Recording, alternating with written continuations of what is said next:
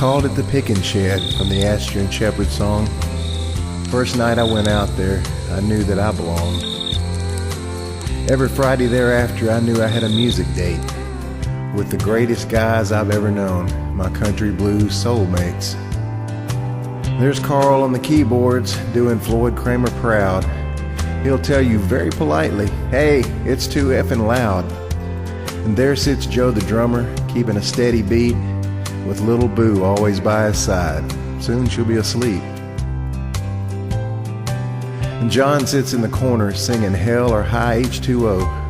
I owe him a special thanks for inviting me one night to go and introducing me to the magic that always happens out there, where you're greeted with a hug from everyone and there's always a good cold beer. And Nicky sits across from me, and he'll tell me when I suck. Says he hates waltzes and bluegrass and gospel. Yeah, he tries to act so tough, but it's the world's worst kept secret. Yeah, everybody knows. Beneath that cranky exterior beats a heart of the purest gold. Then there's Steve, the real musician, 100 pedals on the floor, playing those jazz and country licks like you've never heard before. When Steve gets inspired, hell, I just stop playing and watch, and hope that since I'm sitting right next to him, some of that skill will rub off.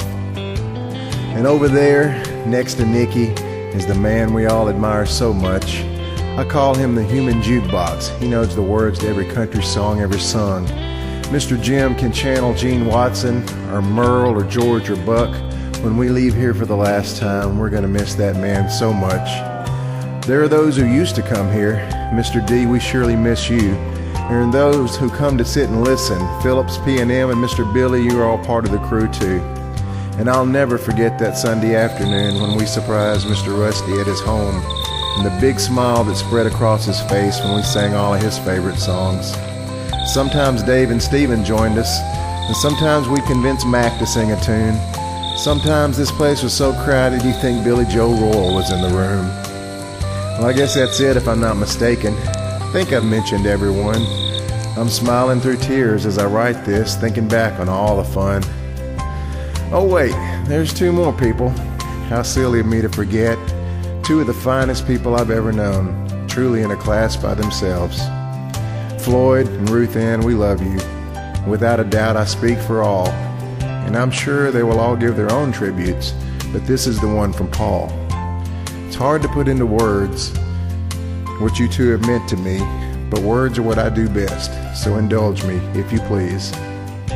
You'd known me for only a short while when the bottom dropped out of my world. You opened your doors and you opened your hearts and said, "Come on out and stay," at Jeffers Curve.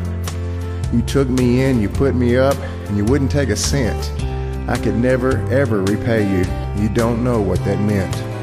I hope you both know that there's nothing in the world that I wouldn't do for you, either one. All you have to do is call and I'll drop everything and come running.